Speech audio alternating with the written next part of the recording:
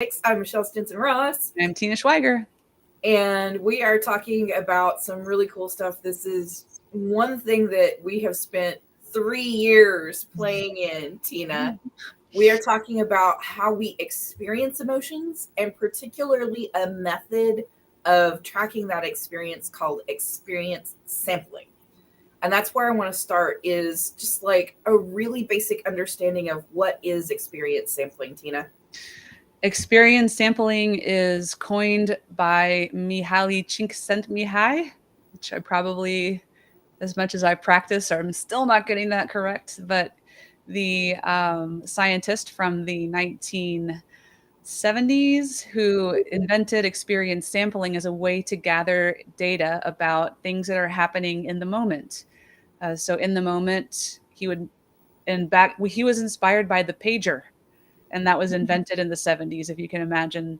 And the pager had the ability to interrupt somebody. And it's the first time that really could happen, that somebody, other than knocking on your door or getting in your face, that you could be just like dinged at any given moment. And at a pre-programmed moment, he would ding a participant in a study and say, how do you feel in the moment? What are you doing right now? And what is your mindset? So kind of three different vectors of looking at what's happening in the moment.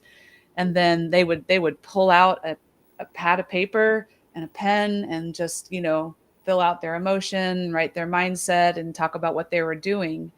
And then all of those data points, you can imagine that it generates enormous amounts of data. It does. Mm-hmm. That's what this scientist was studying. One of the grandfathers, if you will, of positive psychology. This data and the way of gathering it allowed him to figure out state of flow. The fact that you're losing your sense of time if you're really immersed in something, how being in a state of flow overlaps with mindfulness and meditation, and like how it's actually really good for your brain and it's restorative. And so that's the origin of experience sampling. And as we got into this 3 years ago, I was shocked, I guess, that uh, I hadn't really seen anyone leveraging this technique to gather data.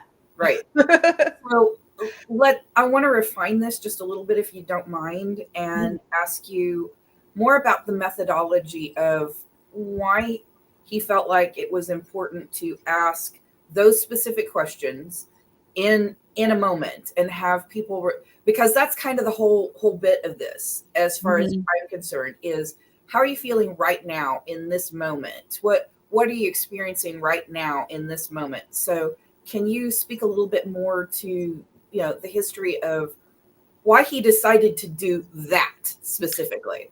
Yeah, everybody has probably filled out a survey, especially if you've gone to the doctor's office or maybe a mental health screening, and it says, over the past 2 weeks, have you felt, depressed or sad?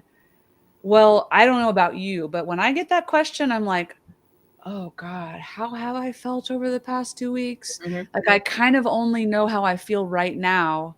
And then if I have a strong feeling, like I can remember, oh, my kid really upset me, 3 days ago, and I guess I was pretty sad about that. But how do you average that out? Like, so you have the complexity of remembering Hmm. past experiences, and the fact that it's just too much complexity and changing experiences to actually be able to answer a question about the past and during the past 2 weeks. Hmm. Usually it's how often, which is a little bit easier, but it's still hard to remember how you feel. How did I Yeah. feel at 8 p.m. yesterday? How did you feel on October 15th of 2022 at 7:30 p.m.?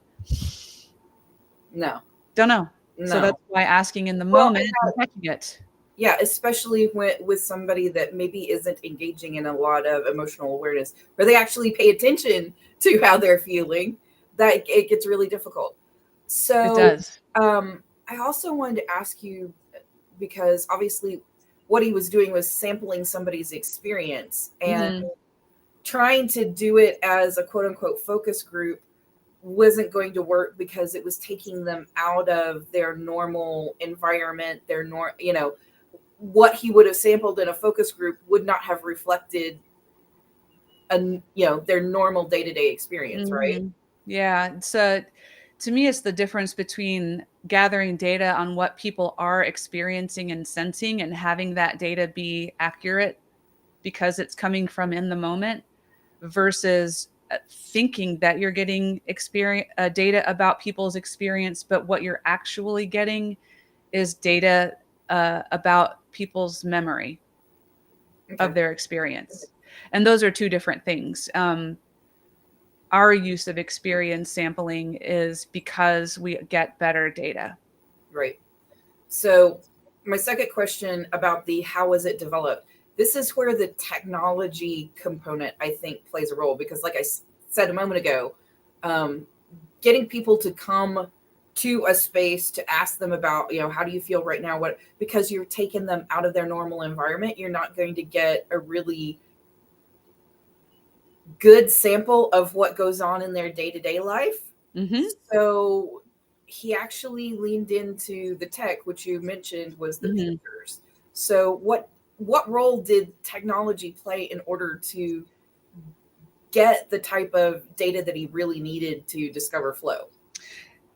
It was really inspiring for me because when you think about a pager is something that was used by doctors and lawyers, mostly, or drug dealers, I don't know, people that had to be, had to be on call for an emergency. Hmm. So a pager was something that when it interrupted you, you stopped what you were doing and you paid attention to it. For me, it was inspiring as a user experience designer to think through, well, what is it today that's the parallel? We obviously don't use pagers, Hmm. but I know for me, it's like if I get a text message on my phone and, that's probably the thing that um, I know if I have an emergency or there is something I need to pay attention to immediately, I'm going to get first a text message. You think about an Amber Alert or a weather alert or the people in Maui, bless their hearts, that are pissed because they didn't get enough warning about the wildfire. They were like, "Why didn't you use the warning system?" And well, they relied on actually the cell towers were down and they couldn't get those warnings. And I don't know that they sent them out, but then they didn't use the sirens, because the technology was failing there. So it's like people feel the need to get important emergency information at the moment and be able to act on it. So designing a technology and thinking through, okay, well, if I need to get somebody's experience in the moment and it's important for me that I gather that data in the moment, let's use a text message and gather it that way. So that's how looking back at experience sampling and how it emerged in the 70s and was inspired by the pager Right. influenced our technology decisions today. Nice. So I want to go off course just a moment, but it makes sense if you'll just work with me a moment Of course. and ask you, how does this relate to like an emotional check-in within yourself and with others? Because you and I have gotten into a habit of actually checking in with one another. It doesn't require technology. Again, this goes back to what we were talking about with skills. It's not that we need a piece of technology in order to develop these skills. At the end of the day, a lot of the success that people get from their emotional and mental awareness growth comes from developing good habits. And checking in with yourself and checking in with others is one of those really good skills and habits to get into. And it doesn't require any kind of technology to do it. But there is a relationship between experience sampling and the emotional check in. Yeah, you can be your own scientist, I guess, and check in with yourself from time to time and build the habit of that. I do enjoy our check-ins. I got one the day yesterday, and it said, "What's your mood right now? Share with an emoji." And so I had a good mood going on. I had some love, some celebration, and some gratitude going on in the moment. And that's what I put in there. And then that helped me stop and check in. And then I get my results today and I can see how everyone else was feeling too. Mm-hmm. So I know that for me, um, of course, designing it, you're like, oh, this is a cool thing, you know. But the fact that it's been 3 years and I still look forward to receiving those reminders, because as self-aware as you are, you know, the dog is needs something, and the kids need something, and your boss needs something, and your coworker needs something, and your spouse needs something, your partner, it's like you get called in so many different directions that kind of, even just building the habit for the best of us can be Right. very challenging. Well, and there's an interpersonal aspect to this as well. So when Tina and I first got on camera, getting all set up, make sure that our tech's working for this, I asked her, so how are you doing today? Knowing that she hadn't felt well this week, Yeah. that she had been to a medical procedure. I wanted to check in with her and see, just where she was in this moment, and let that information guide how this conversation was going to go down. Mhm. Do I need to stop and just like listen and provide some support for you before we turn the switch on and have to be on for everybody else? So I habitually will pause and just ask people, how are they doing? And I will Tina knows we've done this long enough that she just answers me honestly. I don't have to dig for it. But with other people, I might have to ask that. No, how are you really feeling? I'm checking in with you right now. I want to support you.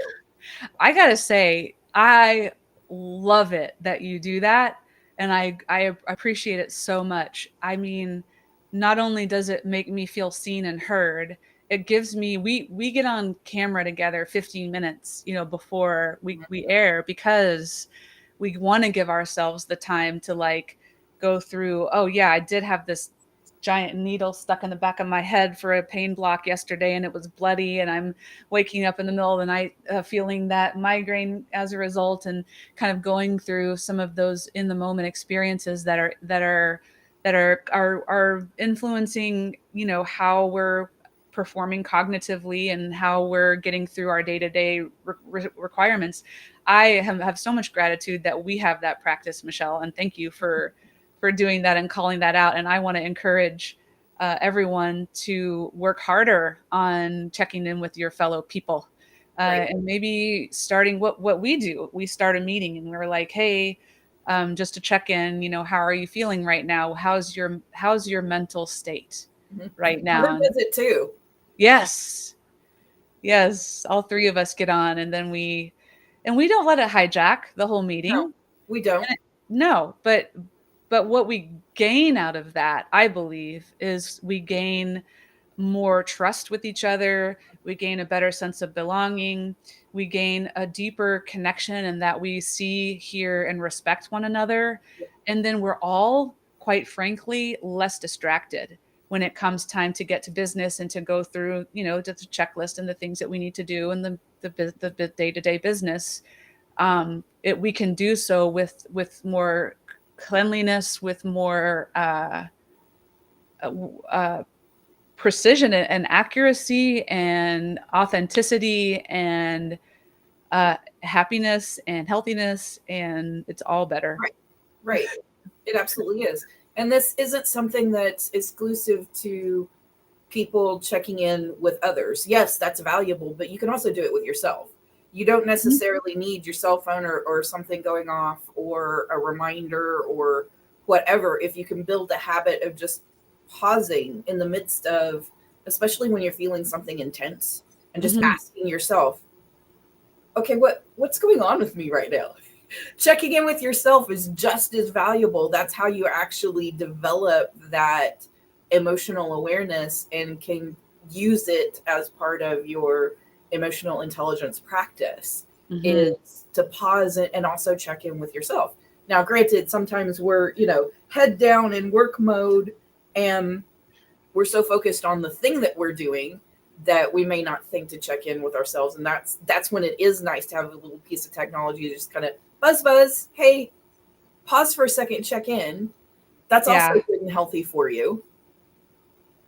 definitely. Yeah. I mean, it's just for me, it's been life changing to give myself that space in my team.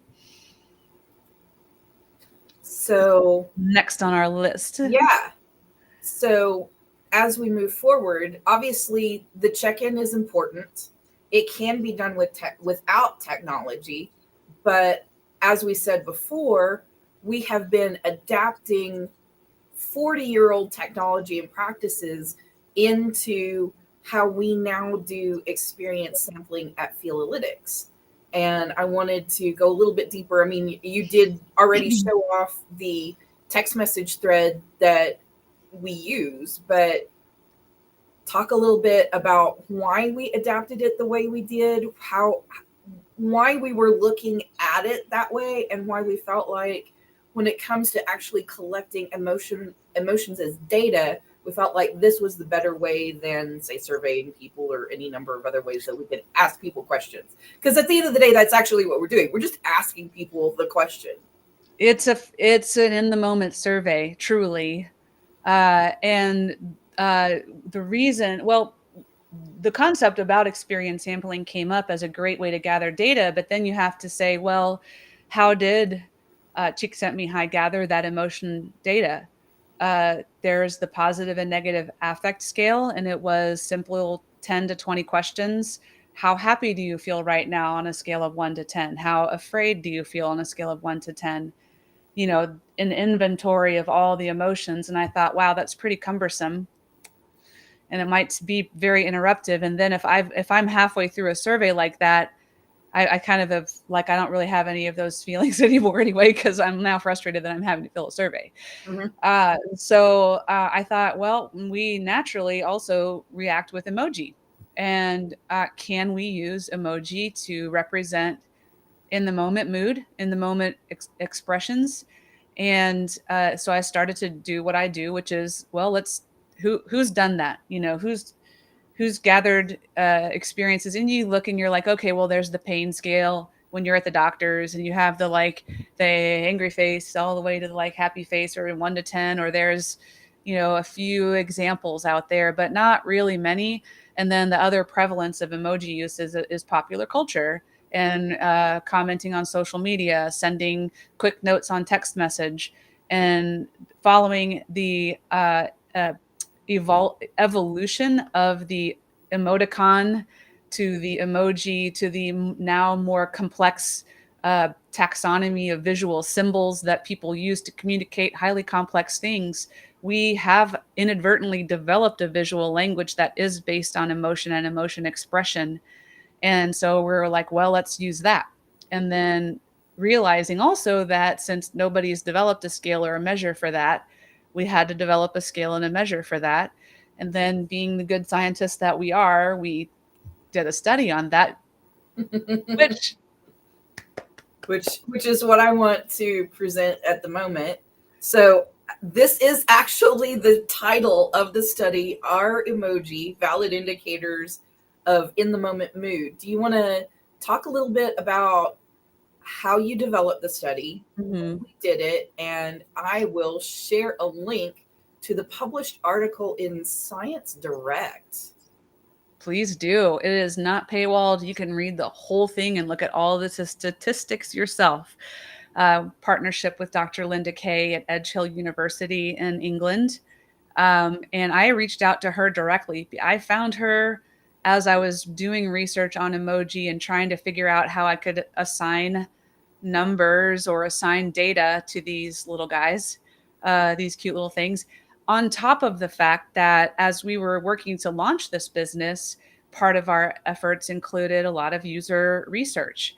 And during our interviews, a lot of the questions that we got from potential customers or potential users was, I don't know about these emoji thing. I mean, that seems kind of silly. Like, isn't that for kids? Old people don't use emoji. Don't people use them differently? Like, I mean, there was so many questions about the fact that we were using emoji. I thought, well, that seems obvious to me, but uh, it was a big sticking point as we were rolling this out.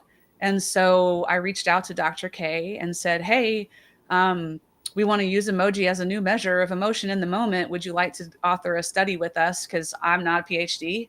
You know, I'm definitely got a master's degree. I'm got the science thing going, but I do want that additional oversight and guidance. And I reached out to her and we authored that together.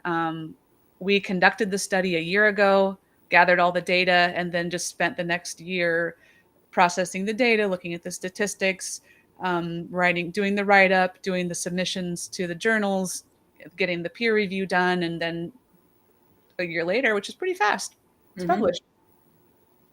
Fantastic. So, generally speaking, what are some of the findings that you found about using this combination of experience sampling and emoji response to get a sample of somebody's emotions in the moment? So I will go directly to click over to our study, and we found that we also explored the relationship between personality trait, because while our sample size probably wasn't large enough to understand maybe different age brackets, demographics, genders, we had about 75 or 80 individuals. We thought maybe let's look at personality as overlay to these results to see if a personality trait influenced people's accuracy. We did find that people that test high in emotional stability and extroversion, that they had a higher accuracy between the two different mood scales. We did the positive and negative affect scale and then the emoji scale. And I use the quotations emoji scale. We had to do a lot of a little bit of guesswork to figure out and we actually asked people, what does this emoji mean in words? And then we used it in the moment to say, how much do you feel this emoji? And we did find that there isn't a lot of alignment or agreement or correlation or consistency between people and how they literally define what that emoji means. But when it's asked as like, how much do you feel that big happy face emoji, it correlates highly with the positive and negative affect scale. And then if you are an extrovert or you report high on emotional stability, then it's going to correlate even higher. So that was what we found. It's valid, guys. Yes, Yes. scientific study to prove that Yeah. emojis are a valid way to measure emotion in the moment. It's Go ahead. on the statistics. If you do scroll down to table 3, it will show you the correlations.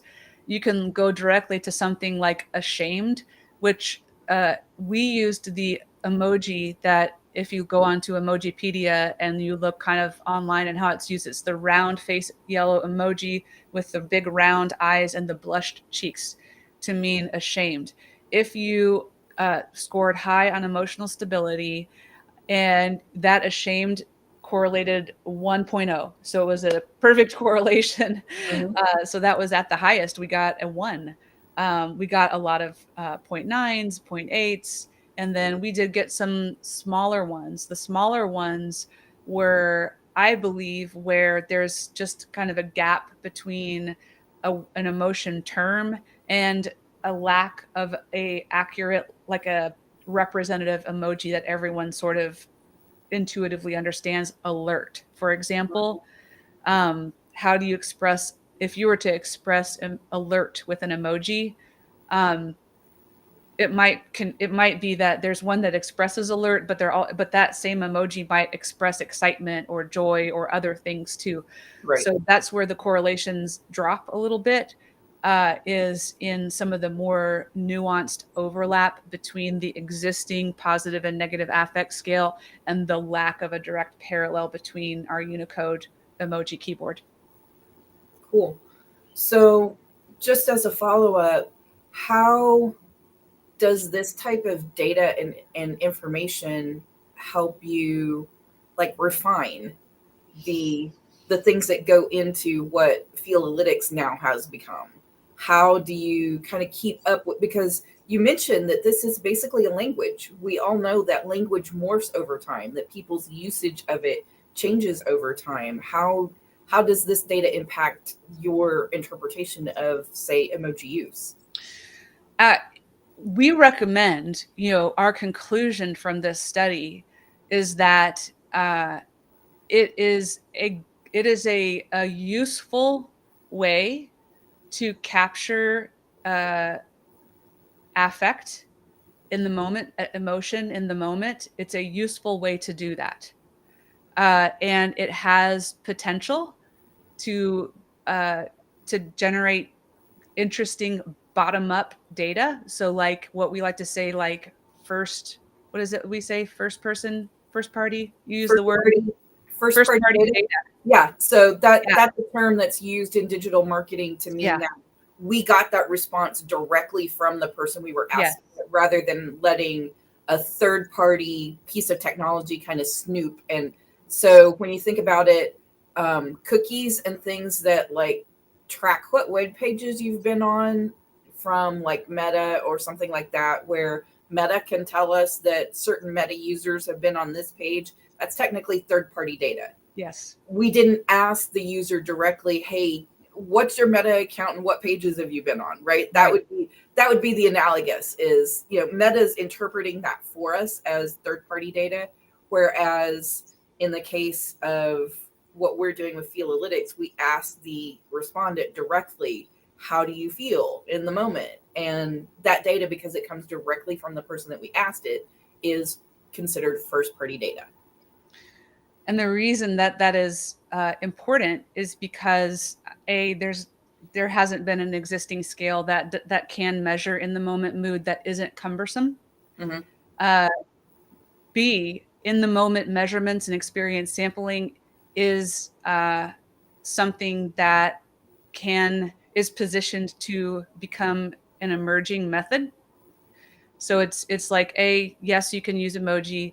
B, let's ask people in the moment, especially on something that's so dynamic like emotion, in order to get accurate data. Mm-hmm. And the third reason is because of the science and research, the neuroscience research currently into the third party appraisal of emotion state, meaning that it is more of the snooping state, like how long are you looking at something? How long are you spending on that page?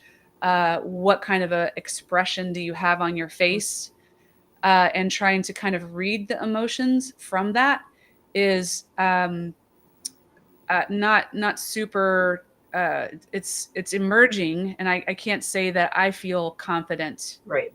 at the moment, particularly given one of the conversations you and I recently had about your face. Right. There are lots of things that impact how a person might emote with their face in particular, that get into the way of, is that really, can I use that one data point, if I could put it that way, of facial expression, is that enough to tell me what's really going on with a person, especially somebody that I don't know, just like some random stranger walking up to a camera? No, it's really not. And even with somebody that I do know well, that I wouldn't use Tina's facial expression alone to kind of guide what our interaction is going to be about. I'm going to be paying attention to her tone of voice, the syntax that she might use, as well as her body carriage, and the fact that I know her well. And even given all of that, I would still ask her, am I interpreting all of that? Are you okay? Because what I'm seeing in the way your face looks, the way you're standing, all those kind of things are indicators to me that something might be a little bit off. Do you want to talk about it? Do you want me to just shut up, leave you alone? I'll give you all of that choice. But that's because I'm taking in more than just the facial expression. I'm using the emotional check-in to verify that what I saw is actually being, the reality of what's being communicated. Because the truth is that there have been times when Tina has had an absolutely amazing day. She's been to a birthday party with her kids, all this other kind of stuff. And by the point that I interact with her, she's just physically exhausted. It's not Yeah. that she's upset or anything else. It's just that she's had a Mhm. fabulous day and burned all of that energy out. And so the same things that I might normally read as upset or whatever are just purely physical exhaustion, that her mood is actually elevated and her body's just tired. So It's yeah. those are all things that a camera can't take into account. Not in isolation, and I think that's the takeaway that if I had any takeaway that I recommend for people who are listening that may be user experience people who work in technology, marketers, professionals, our colleagues out there that are trying to accomplish a lot of really amazing things. Use the first party data when you can get it, and when you're gathering, if you are using a measure that's an external third party measure of emotion state or interest, put it in context as Mhm. much as possible. Gather more data points, see what else might be influencing these behaviors and these choices that we make. Um, there's a lot of potential with AI and the ability in quantum computing and the ability to simply just process massive amounts of complex data faster. Right. That, as you know, just an advocate of responsible um, interactions between computers and humans, Mhm. take into account as much context as possible. Well, and I want to point out that even though I just went through a litany of all the things I may pay attention to check in on Tina's mood, the important bit is actually asking her to report to Yeah. me to verify that what I read is correct. That's Mhm. why the self-report aspect of and the importance of actually asking the question and getting somebody to report that to you is so important, Mhm. because there's so many different interpretations of basically the same thing. Uh, I will, since we were talking about my face in particular, I'll also add a little anecdote that yes, Michelle has resting bitch face. Let's and the funny bit is that apparently that shows up in me when I'm concentrating. I have been in situations where I've been in an open office where I'm sitting at a computer working, and there's two other people down the line also working on their computers, but because we're all sitting at open desks, that somebody can walk down the line of desks and see everybody's faces. And I've absolutely had people stop at my monitor and ask me, "Are you angry?" Okay. I'm like, What's wrong? "No." What? And I had just been really like focused and, looking at something and really paying attention to what I was writing or what I was analyzing or whatever. And you could see it happening on my face as I describe it. And it was that look of concentration that Yeah. somebody else interpreted as anger. And I'm like, no, all good. Just, All just good. Just focused. my resting bitch face. My resting face. That's So hilarious. it's important to understand that yes, the context of what it was I was doing was important there, because while that face might be interpreted as anger, it was also just concentration on my part. That's Two very hilarious. different states. Lord, you do not want to see me when I'm really angry. I've totally gotten that too. Are you okay? I'm like, nope, that's just my Mhm. wrinkles. It's not mad. Yep. Yep. Yeah, fun. So, in conclusion, is there Yeah. anything else you want to add, particularly about experience sampling and the way we experience and can capture that experience of emotion? Oh man, we have all the tools at our disposal to conduct experience sampling, and I hope that those who are interested in it are willing to give it a try. It's interesting data, a whole different take on the kind of information that you see. Mm. And this is something that you can do for yourself. You Hmm. you can check in for yourself and keep a journal of Yeah. that and track your own mood, emotional experience in throughout the course of several days.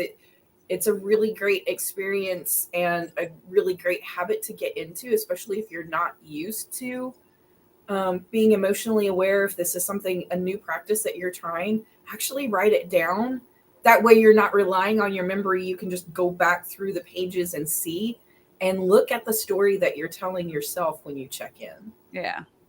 Do it. I think that's it for us. Yep. Thank you for tuning in, and we hope you have a great week, and we'll see you again soon. See you soon. Thank you.